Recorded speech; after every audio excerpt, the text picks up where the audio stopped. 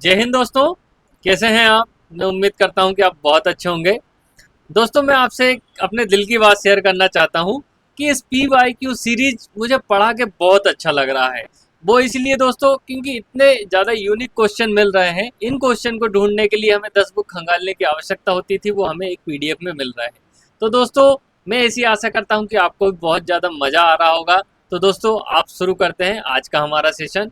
तो पहला क्वेश्चन है दोस्तों, ठीक है, कि निम्नलिखित में से कौन सी नदी अपना मार्ग बदलने के लिए जानी जाती है? ठीक है, तो ऑप्शन में देखिएगा दोस्तों, नर्मदा, यमुना, कोशी और सोन। ठीक है, तो इन ऑप्शन में दोस्तों हमको जो नजर आ रहा है वो कोशी नदी है। ये सबसे ज्यादा क्या करती है? मार्ग बदलती है। ठीक, मार्ग बदलती है। इस नदी को और किस नाम से जाना जाता? तो दोस्तों, कोशी नदी को बिहार का शोक भी कहा जाता है। शोक क्यों कहा जाता? क्योंकि दोस्तों ये प्रतिवर्ष कोसी नदी में बाढ़ आती है, तो जनजीवन, पशु और जो वहाँ की जो पूरी अर्थव्यवस्था दोस्तों अस्त व्यस्त हो जाती है। तो इसे बिहार का शोक कहा जाता है। और यहीं की जगह एक दोस्तों एक और नदी है, दामोदर नदी, जिसे पश्चिम बंगाल का शोक कहा जाता है। ठीक है, अब कोसी नदी इतना मार्ग क्यों बदलती है? क्या होता है दोस्तों कि जो कोसी नदी है वो हिमालय पर्वत से निकलती है। ठीक है, जब पर्वतीय क्षेत्रों में हम देखते हैं दोस्तों काफ़ी ज़्यादा बारिश होती है। तो जब पर्वतों से बारिश होती है तो इतनी ऊंचाई से जब पानी आता है तो वो अपनी एक निश्चित दिशा को मतलब एक प्रकार से बना के नहीं रख सकता। और जितनी उसको क्षेत्र मिलेगा उसकी स्पीड ज़्यादा रहती है। ठीक, उसका प्रवाह तेज होता है तो वो काफ़ी क्षेत्र में फैल जाता है। तो इसलिए दोस्तों जो बिहार में क्या आती, ज़्यादा बाढ़ आती है। फिर नेक्स्ट क्वेश्चन आता है कि निम्न में से कौन सुमेलित नहीं है? ठीक, सुमेलित नहीं है मतलब सही नहीं है। ताबो मठ, स्पीति घाटी, ये सही है क्योंकि दोस्तों जो ताबो मठ है जम्मू कश्मीर में है। ठीक है, हेमिस राष्ट्रीय उद्यान जो दोस्तों हिमाचल प्रदेश वाला, लाहौल घाटी, ठीक है, ये सही नहीं है क्योंकि दोस्तों हेमिस राष्ट्रीय उद्यान कहाँ है? सिंधु घाटी में है, आता है। हेमिस राष्ट्रीय उद्यान कहाँ था? सिंधु घाटी में। जो धर्मशाला कांगड़ा घाटी में है, कारगिल युद्ध सुरु घाटी में है। तो दोस्तों यहाँ पे हमारा क्या हो जाएगा कि हेमिस राष्ट्रीय उद्यान लाहौल घाटी में नहीं है। ठीक है, ये कहाँ पे है दोस्तों? सिंधु घाटी में है। और जो लाहौल घाटी है दोस्तों वो कहाँ है? हिमाचल प्रदेश में। लाहौल घाटी है दोस्तों कहाँ? हिमाचल प्रदेश में है। ठीक है, और यहाँ पे दोस्तों जो लाहौल स्पीति में यहाँ पे हिम तेंदुआ पाया जाता है।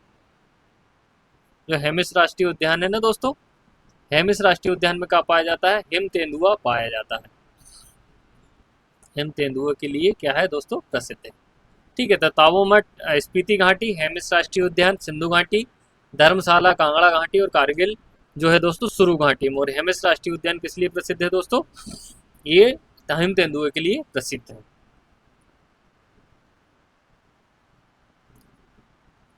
फिर नेक्स्ट क्वेश्चन है दोस्तों, कुल्लू घाटी जिन पर्वत श्रेणियों के मध्य अवस्थित है वो कौन सा है? कुल्लू, कुल्लू मनाली वाली दोस्तों जो बात होती है ना। ठीक है, तो ऑप्शन है धौलाधर और पीर पंजाल, रणज्योति और नागटिप्पा, लद्दाख और पीर पंजाल, मध्य हिमालय और शिवालिक। तो दोस्तों इन ऑप्शन में जो हमारा आंसर रहेगा धौलाधर और पीर पंजाल श्रेणी के मध्य में क्या है दोस्तों? कुल्लू घाटी है। ठीक है, ये दोस्तों देखिए कितना इंटरेस्टिंग क्वेश्चन है। और ये अगर बात करें तो हिमालय के किस भाग में आता है धौलाधर और पीर पंजाल श्रेणी? ये दोस्तों मध्य हिमालय का भाग है। ये जो पर्वत श्रेणियां है ना, ये के मध्य हिमालय का क्या है? एक घटक है या भाग है। ठीक, धौलाधर और पीर पंजाल श्रेणी। तो कुल्लू घाटी धौलाधर और पीर पंजाल श्रेणी में आता है दोस्तों, है ना। फिर इसके बाद दोस्तों नेक्स्ट क्वेश्चन है, बाबूवदन लौह खनिज क्षेत्र निम्न में से किस राज्य में स्थित है? बाबूवदन की पहाड़ियों के बारे में दोस्तों आपने नाम सुना होगा। तो ये वो ही बाबूवदन है, ठीक है, जहाँ पे खनिज संपदा के लिए ये क्षेत्र काफ़ी ज़्यादा प्रसिद्ध है। तो ये कहाँ पे है? कर्नाटक में है, केरला में है, तमिलनाडु में। तो दोस्तों ये बाबूवदन जो लौह क्षेत्र है ये कर्नाटक राज्य के चिकमंगलुरु,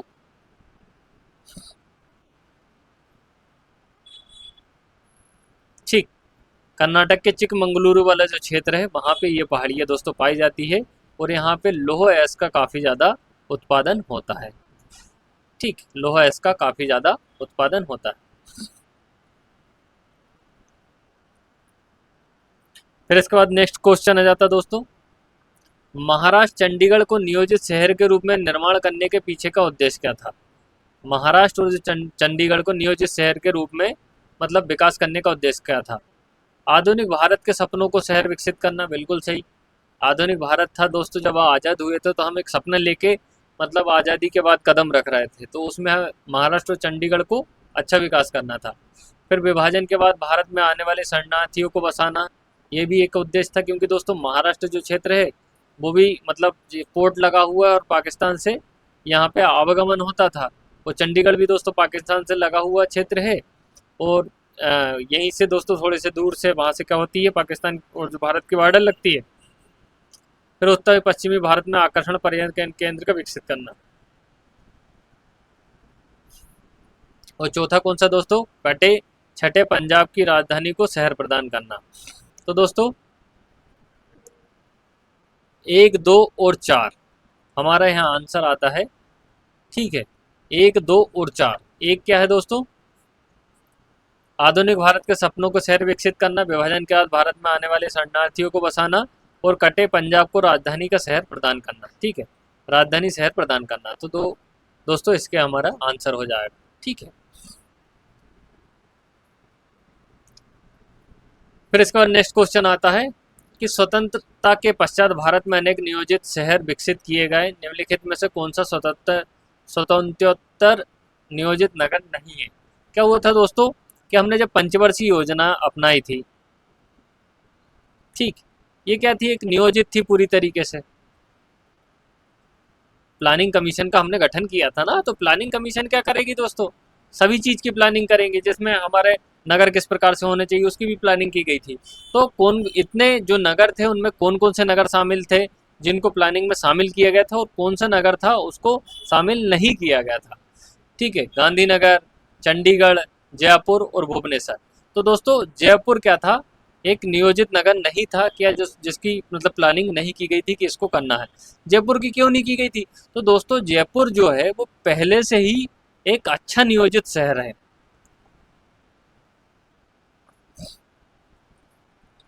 अच्छा क्या है, नियोजित शहर रहा है, मतलब एक व्यवस्थित प्लानिंग वाला शहर है पुराने समय से, क्योंकि यहाँ पे जो राजपूत शासक हुए उन्होंने क्या करा, इसका अच्छे से विकास किया था, जिसमें हम दोस्तों पिंक सिटी के नाम से इसको जानते हैं। तो इसकी आवश्यकता नहीं थी, जिसमें गांधीनगर जो गुजरात का, चंडीगढ़, भुवनेश्वर, इनकी आवश्यकता थी, तो इन्हें शामिल किया गया था, जयपुर को शामिल नहीं किया गया था।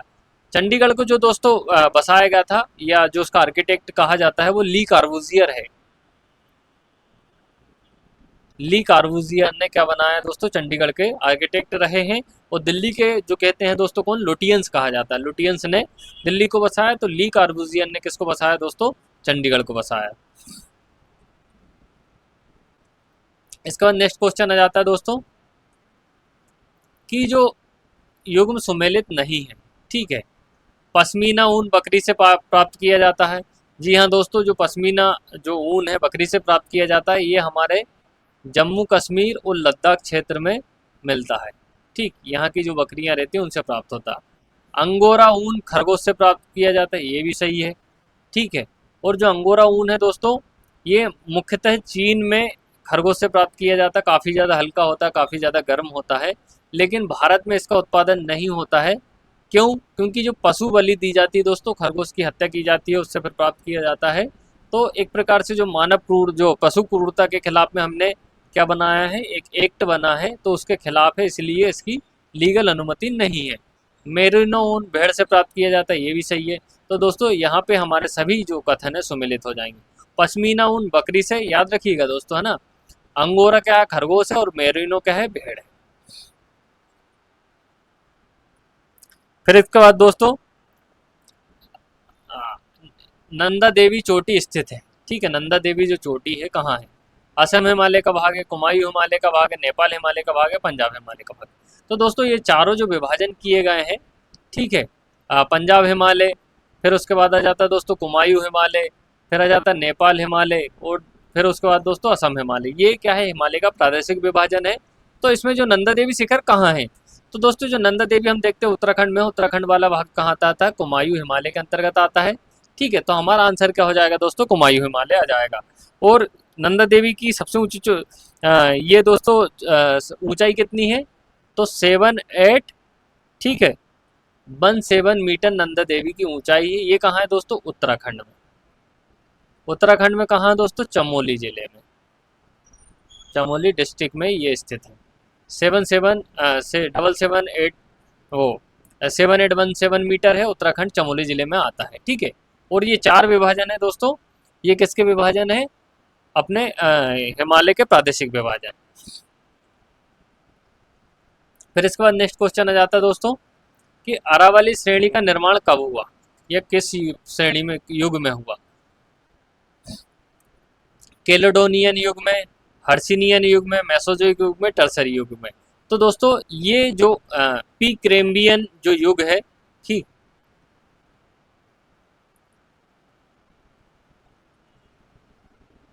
ठीक, प्री कैम्बियन में 2 से 2.5 अरब वर्ष पहले इसका क्या हुआ? निर्माण हुआ है। और जो अरावली श्रेणी है दोस्तों, अवशिष्ट पर्वत का क्या है? उदाहरण।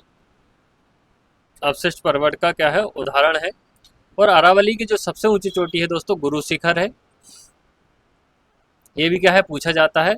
1722 मीटर इसकी क्या है? ऊंचाई है। 1722 मीटर क्या है इसकी ऊंचाई? ठीक है दोस्तों, तो अरावली कैलेडोनियन युग में या जो प्री कैम्बियन का एक भाग है उसमें इसका निर्माण हुआ है 2 से 2.5 अरब वर्ष पहले। अवशिष्ट पर्वत है जिसकी सबसे ऊंची चोटी दोस्तों क्या है? गुरु शिखर है। फिर नेक्स्ट क्वेश्चन है, भारत में निम्नलिखित किस घाटी में सफल क्षेत्रीय नियोजन हुआ है? ठीक है, दामोदर घाटी, हुगली घाटी, कुल्लू घाटी, चंबल घाटी। तो दोस्तों दामोदर नदी घाटी परियोजना भारत की पहली सफल नदी घाटी परियोजना है। ठीक है, ये कहाँ है दोस्तों? दामोदर नदी पश्चिम बंगाल में स्थित है। और दामोदर नदी किस नाम से जाना जाता है? बंगाल का सो कहा जाता है। ठीक, तो दामोदर घाटी नदी योजना भारत का पहला सफल नियोजन का उदाहरण है, या सफल नदी घाटी परियोजना कहेंगे इसको। फिर इसके बाद दोस्तों चंबल घाटी परियोजना कब? 1960 में स्थित हुई, जिसमें गांधी सागर, जवाहर सागर, राणा प्रताप सागर 3 बड़े जो बांध के बने। ठीक है, कौन सी? चंबल नदी पे 3 बांध है दोस्तों, जवाहर सागर, राणा प्रताप सागर और गांधी सागर। ठीक है दोस्तों, फिर इसके बाद नेक्स्ट क्वेश्चन आ जाता है दोस्तों कि शीत ऋतु में पश्चिमी हिमालय में होने वाली वर्षा का कारण क्या है? ठीक है, चक्रवात, तूफान, पश्चिमी विक्षोभ, वेस्टर्ली। तो दोस्तों यहाँ पे जो आंसर हो जाएगा पश्चिमी विक्षोभ। अब आप सोचते होंगे कि पश्चिमी विक्षोभ क्या है? तो दोस्तों इस प्रकार से भारत का, उत्तर भारत का नक्शा है। ठीक है, यहाँ क्या होता है? यहाँ पे भूमध्य सागर है। भूमध्य सागर से जो ठंडी में क्या होती है दोस्तों? जो हवाएं चलती है, ठीक है, ठंडी हवाएं आती है, आर्द्रता भरी पवनें होती है, अफगानिस्तान, पाकिस्तान होते हुए यह पंजाब वाला क्षेत्र। यहाँ पे दोस्तों क्या होती है? ठंडी में बारिश होती है या वर्षा होती है। इसे यही क्या कहलाता है दोस्तों? पश्चिमी विक्षोभ कहलाता है। कब होता है? उत्तर पश्चिमी भारत में ठंड के समय। ठीक है, अक्टूबर नवंबर के समय में। तो इसका जो शीत ऋतु में इसका क्या कारण क्या है दोस्तों? पश्चिमी विक्षोभ। भूमध्य रेखा, जो भूमध्य सागर से चलने वाली जो हवाएं होती है, आर्द्रता भरी पवनें होती है, वो भारत में हवा वो क्या कराती? वर्षा कराती है। तो ये उसका दोस्तों क्या हो जाएगा? आंसर हो जाएगा। फिर नेक्स्ट क्वेश्चन आ जाता है, भीमा नदी किसकी सहायक नदी है? ठीक है, भीमा, भीमा या भीमा भी लिखा जाए तो दोस्तों आपको कंफ्यूज नहीं होना, भीमा या भीमा।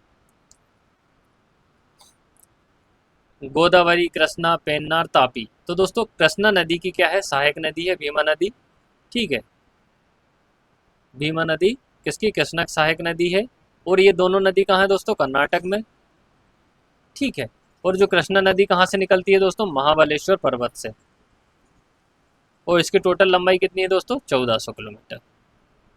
ठीक, इसके नदी की लंबाई कितनी हो जाएगी दोस्तों? 1400 किलोमीटर। तो जो कृष्णा नदी सहायक नदी भीमिका है, भीमा है, कर्नाटक है, महाबलेश्वर से निकलती 1400 किलोमीटर इसकी टोटल लंबाई है। ठीक है दोस्तों, फिर इसके बाद नेक्स्ट क्वेश्चन आ जाता है दोस्तों, दिफू दर्रा कहाँ पर स्थित है? दिफू, ठीक है, सिक्किम में, उत्तर प्रदेश में, हिमाचल प्रदेश में, अरुणाचल प्रदेश में। तो दोस्तों यहाँ पे जो दिफू दर्रा की बात आएगी, ये दोस्तों पूछा गया क्वेश्चन है पहले भी एग्जाम में। ये कहाँ है? अरुणाचल प्रदेश में। ठीक है, अब बात आती है सिक्किम की। सिक्किम में कौन से दर्रे हैं? तो सिक्किम में दोस्तों नाथुला है, नाथुला दर्रा, ठीक, और जेलेपला। नाथुला दर्रा। और जेलेपला दर्रा कहाँ है दोस्तों? सिक्किम में। हिमाचल में कौन सी है दोस्तों? रोहतांग दर्रा और बाड़ालाचा दर्रा। ठीक है, सिक्किम में कौन सा है दोस्तों? नाथुला जेलेपला दर्रा। अरुणाचल प्रदेश में कौन सा है दोस्तों? दिफू दर्रा। और हिमाचल प्रदेश में रोहतांग और बाड़ालाचा दर्रा। ठीक है दोस्तों, तो इन दर्रों से भी दोस्तों क्वेश्चन आए हैं, तो उसमें आप ध्यान रखिएगा। फिर नेक्स्ट क्वेश्चन है, भारत मौसम विज्ञान विभाग ने भारत के कितने भूकंपीय क्षेत्रों में विभाजित किया? तो दोस्तों जो भारत का जो पूरा भारत हमारा है, ये 5 भूकंप क्षेत्रों में विभाजित है, जिसमें जो सबसे जो तीव्र प्रभावित वाला क्षेत्र है दोस्तों, वो जोन 5 है। जोन 5 है। अब ये जोन 5 कौन सा है दोस्तों? जो हिमालय से सटा हुआ जो क्षेत्र है, जैसे दिल्ली हुआ, उत्तर प्रदेश हुआ, बिहार हुआ, ये वाला क्षेत्र क्या कहलाता है दोस्तों? सबसे ज़्यादा भूकंप प्रभावित क्षेत्र है। क्योंकि हम देखते हैं दोस्तों, काठमांडू में 2015 में भूकंप आया था। तो अभी इसके भूकंप आने के कारण क्या है दोस्तों कि हिमालय क्या है? नवीन बलित पर्वत है। नवीन बलित पर्वत है, जिसका निर्माण कार्य चल ही रहा है। हम देखते हैं कि जब उत्तर भारत में जाते हैं तो लैंडस्लाइड ज़्यादा होता है। क्यों होता? क्योंकि वहाँ की चट्टानें अभी क्या हुआ दोस्तों? स्थायित्व नहीं प्राप्त कर चुकी है, या उनका निर्माण काल चल रहा है, और वो भुरभुरी चट्टानें हैं एक प्रकार से। ठीक है, और जब हम देखते हैं दक्षिण भारत में लैंडस्लाइड नहीं होता ज़्यादा। क्यों? क्योंकि दक्षिण भारत के जितने पर्वत है दोस्तों, वो बहुत प्राचीन हो चुके हैं। तो 5 भागों में विभाजित किया गया है। ठीक है, याद रखना है। और भूकंप के अध्ययन को क्या बोला जाता है दोस्तों? सिस्मोग्राफी। सिस्मोग्राफी कहा जाता है। ठीक है, सिस्मोग्राफी कहा जाता है, और सिस्मोग्राफ से मापा जाता है, या रिएक्टर स्केल से दोस्तों इसको मापा जाता है। फिर नेक्स्ट क्वेश्चन है दोस्तों कि सीमा सड़क संगठन की स्थापना, सीमा सड़क संगठन किस मंत्रालय के अंतर्गत? आप बहुत अच्छा क्वेश्चन है दोस्तों। ठीक है, इसके बारे में आपने पढ़ा होगा, पर मंत्रालय के बारे में शायद आपको जानकारी नहीं होगी। रक्षा मंत्रालय, गृह मंत्रालय, विदेश मंत्रालय, वित्त मंत्रालय। तो दोस्तों जो सीमा सड़क संगठन है, या जिसे हम BRO, बॉर्डर रोड ऑर्गेनाइजेशन, जिसकी स्थापना 1960 में हुई थी, ये किसके अंतर्गत आता है दोस्तों? रक्षा मंत्रालय के अंतर्गत आता है। अब BRO का काम क्या है दोस्तों? तो कि हमारे देश की सीमा जिन जिन देशों से लगी हुई है, तो जो सीमावर्ती क्षेत्र है, वहाँ पे सड़क निर्माण करने के लिए BRO का गठन किया गया। जैसे भारत चीन सीमा पे, भारत पाकिस्तान सीमा पे। ठीक है, तो ये काम क्या है दोस्तों? BRO का है, सीमा सड़क संगठन का। ठीक है दोस्तों, तो ये किसके अंतर्गत आता है? रक्षा मंत्रालय के अंतर्गत आता है। और काम क्या है? सड़क, जो सीमावर्ती सड़कों का निर्माण करना। फिर इसके बाद नेक्स्ट क्वेश्चन आता है दोस्तों। नेक्स्ट क्वेश्चन है कि भारत पूर्वी डेडिकेट फ्रंट कॉरिडोर किन शहरों के मध्य संचालित होता है? पूर्वी डेडिकेट फ्रंट कॉरिडोर किन शहरों के मध्य संचालित होता है? लुधियाना, दनकुनी, JNPT, दादरी, पटना, इलाहाबाद, जयपुर, जोधपुर। तो दोस्तों यहाँ पे जो आंसर है इसका लुधियाना और दनकुनी। लुधियाना पंजाब में है, ठीक, और जो दनकुनी है दोस्तों पश्चिम बंगाल में है। पंजाब से पश्चिम बंगाल के मध्य में क्या होता है? पूर्वी डेडिकेट फ्रंट कॉरिडोर संचालित होता है। फिर इसके बाद दोस्तों, निम्नलिखित में से कौन भारत की सबसे बड़ी मशीनीकृत खान है? ठीक है, रत्नागिरी खान, जयपुर खान, सुंदरगढ़ खान, बेलाडीला खान है। तो दोस्तों ये जो बेलाडीला खान है, ये हमारे देश की क्या है? सबसे बड़ी मशीनीकृत खान है। कौन सी? बेलाडीला। ये कहाँ है दोस्तों? छत्तीसगढ़ में है। ठीक है, छत्तीसगढ़ में है। और यहाँ से क्या प्राप्त किया जाता है दोस्तों? लोह अयस्क। ठीक है, लोह अयस्क प्राप्त किया जाता है बेलाडीला खान से। कहाँ है? छत्तीसगढ़ में। ठीक है, और सबसे बड़ी क्या है? मशीनीकृत खान है। ठीक है दोस्तों, और यहाँ का जो लोहा है दोस्तों, विदेशों को निर्यात किया जाता है। बहुत उत्तम क्वालिटी का यहाँ पे क्या होता है? लोह की प्राप्ति होती है। फिर इसके बाद नेक्स्ट क्वेश्चन आता है, भारत का सबसे महत्वपूर्ण खनिजपूर्ण सेल तंत्र कौन सा है? खनिजपूर्ण सेल तंत्र कौन सा है? कोडप्पा है, धारवाड़ है, गोंडवाना है, ठीक है, और बिंद तंत्र है। ठीक है, 4 ऑप्शन है दोस्तों। तो इसमें सबसे ज़्यादा जो खनिज प्राप्त किए जाते हैं दोस्तों, वो धारवाड़ चट्टान में प्राप्त किए जाते हैं। धारवाड़ चट्टान में क्या क्या प्राप्त किया जाता है दोस्तों? तो यहाँ पे लोहा प्राप्त होता है, ठीक, मैंगनीज प्राप्त होता है, ठीक है, फिर सीसा, जस्ता, चांदी, ये सभी कहाँ दोस्तों? धारवाड़ क्रम की चट्टानों में प्राप्त होते हैं। अब कोडप्पा में क्या है? तो दोस्तों लाल बलुआ पत्थर प्राप्त होता है। ठीक है, इस प्रकार कुडप्पा में पाया जाता है। फिर गोंडवाना की क्या विशेषता, तो दोस्तों गोंडवाना क्रम की जो चट्टान है इसमें सबसे ज़्यादा क्या पाया जाता है, कोयला पाया जाता है, कोयला पाया जाता है। गोंडवाना में कोयला पाया जाता है। कुडप्पा में क्या है दोस्तों, लाल बलुआ पत्थर, इस प्रकार के पत्थर पाए जाते हैं। और धारवाड़ में सबसे ज़्यादा खनिज पाए जाते हैं। फिर इसके बाद नेक्स्ट क्वेश्चन आता है, सर्वोत्तम किस्म का संगमरमर कहाँ पाया जाता है, मकराना, जबलपुर, जैसलमेर, सिंहभूमि। तो दोस्तों भारत में सबसे जो सर्वोत्तम संगमरमर है वो है मकराना का संगमरमर। ये दोस्तों कहाँ है, राजस्थान में। और इसी संगमरमर से दोस्तों क्या हुआ है, ताजमहल का निर्माण हुआ है। ताजमहल और विक्टोरिया मेमोरियल, ये क्या हुआ, मकराना संगमरमर से बना हुआ। ठीक है, राजस्थान का दोस्तों बहुत ज़्यादा अच्छा संगमरमर है दोस्तों मकराना का, काफ़ी ज़्यादा महंगा भी है। फिर निम्नलिखित में भारत में मुख्यतः अभ्रक कहाँ पाया जाता है। ठीक है, अवसादी चट्टानों में, आग्नेय एवं परिवर्तित चट्टानों में, कांतरित चट्टानों में, उपयुक्त में से कोई नहीं। तो दोस्तों अवसादी चट्टानों में तो हम देखते हैं क्या पाया जाता है, कोयला पाया जाता है, तेल पाया जाता है, ठीक, खनिज तेल पाया जाता है। तो यहाँ पे जो अभ्रक की बात आती है दोस्तों, आग्नेय और परिवर्तित चट्टानों में पाया जाता है। ठीक है, और अभ्रक सबसे ज़्यादा कहाँ पाया जाता है दोस्तों, तो आंध्र प्रदेश का भी नाम आता है। ठीक है, ये आप और चेक कर लीजिएगा। ठीक है, इसमें कहाँ वर्तमान में सबसे ज़्यादा पाया जा रहा है, क्योंकि अलग अलग कंटेंट अपन खोजते हैं तो उसमें अलग अलग थोड़े दिक्कतें हो जाती है, मतलब सही फैक्ट को लेकर। तो दोस्तों आप देख लीजिएगा अच्छे तरीके से ना। फिर नेक्स्ट कौन सा है दोस्तों, भारत में ग्रेफाइट का सर्वाधिक उत्पादन कहाँ होता है, झारखंड में, उड़ीसा में, तमिलनाडु में, कर्नाटका में। तो दोस्तों ग्रेफाइट के मामले में, ठीक है, तो दोस्तों यहाँ पे तमिलनाडु है। तमिलनाडु के साथ दोस्तों उड़ीसा का भी कभी कभी नाम ऊपर आ जाता है। उड़ीसा और जो तमिलनाडु है दोस्तों दोनों में, ठीक है, ये टक्कर चलती रहती है, कभी उड़ीसा ऊपर हो जाता है, कभी तमिलनाडु ऊपर हो जाता है। तो यहाँ दोस्तों अभी के हिसाब से तमिलनाडु हम इसका लगाते हैं। तो ग्रेफाइट सर्वाधिक उत्पादन करने वाला राज्य कौन सा है दोस्तों, तमिलनाडु। भारत में बॉक्साइट का सर्वाधिक भंडार कहाँ पाया जाता है दोस्तों, भंडार अलग होता है, ठीक है, उत्पादन अलग होता है।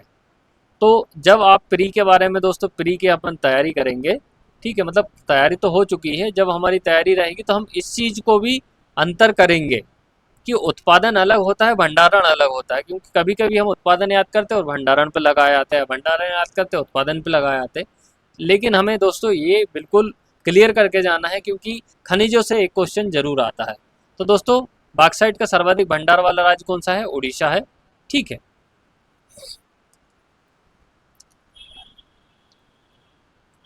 फिर इसके बाद दोस्तों बेल्लारी, चिकमंगलुरु, बेलगांव खनिज क्षेत्र निम्न में से किस राज्य में है। बेल्लारी, चिकमंगलुरु, बेलगांव खनिज किस राज्य में स्थित है, ओडिशा, महाराष्ट्र में, तमिलनाडु में, कर्नाटका में। तो दोस्तों ये सभी कहाँ है, कर्नाटका में है। और यहाँ से कौन सा खनिज पाया जाता है दोस्तों, लोह अयस्क प्राप्त किया जाता है। बेल्लारी, चिकमंगलुरु और बेलगांव कर्नाटक में, और लोह अयस्क के लिए ये क्षेत्र दोस्तों क्या है, प्रसिद्ध है। फिर नेक्स्ट है सूरमा घाटी, नाहरकटिया निम्न में से भारत के किस राज्य में है। तो दोस्तों सबसे पहले तो सूरमा घाटी और डिगबोई, ठीक, अग्रजान मोरन घाटी और नाहरकटिया, ये सभी दोस्तों तेल क्षेत्र है। और कहाँ के क्षेत्र हैं दोस्तों, असम के हैं। ये दोस्तों मेंस में भी आपसे पूछा जा सकता है। ठीक है, मेंस में आपसे 2 मार्कर में पूछा जा सकता है। तो इस प्रकार के जो प्रमुख तेल क्षेत्र है दोस्तों उनको तो आप याद रखने का प्रयास कीजिए। तो सूरमा घाटी, नाहरकटिया, डिगबोई, हगरीजान, तो दोस्तों ये सब कहाँ पे है, असम में है। फिर नेक्स्ट है भारत में मैग्नेटाइट लोह अयस्क का अधिकांश भंडारण किस क्षेत्र में।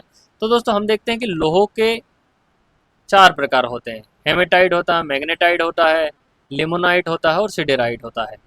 ठीक है, तो सबसे ज़्यादा दोस्तों उत्तम क्वालिटी का होता है हेमेटाइट, फिर मैग्नेटाइट, फिर लिमोनाइट, फिर सिडेराइट। तो दोस्तों ये मैग्नेटाइट लोह अधिकांश भंडार किस क्षेत्र में पाया जाता है। तो दोस्तों ये दक्षिण भारत में जो मैग्नेटाइट का भंडारण पाया जाता है। ठीक है दोस्तों, कहाँ पाया जाता है मैग्नेटाइट, दक्षिण भारत।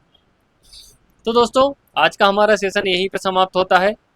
तो दोस्तों आप हमसे जुड़े रहिएगा, इससे आपको बहुत यूनिक तरीके के क्वेश्चन और सही अप्रोच आपकी बढ़ती जाएगी, जिससे कि दोस्तों अगर इस प्रकार के अगर क्वेश्चन रिपीट भी होते हैं जो कि एक अच्छे महत्व रखते हैं। देखिएगा, आप क्वेश्चन देख ही रहे हैं, तो आपको सीधे सीधे क्वेश्चन भी यहाँ से मिल सकते हैं। तो दोस्तों, अगर आपको हमारा सेशन पसंद आ रहा हो तो कृपया वीडियो को लाइक कीजिएगा, कमेंट कीजिएगा और सब्सक्राइब कीजिएगा, और अपने साथी दोस्तों के साथ में ज़रूर शेयर कीजिएगा, क्योंकि दोस्तों आपकी भलाई के साथ किसी और की भी भलाई हो सकती है। धन्यवाद दोस्तों।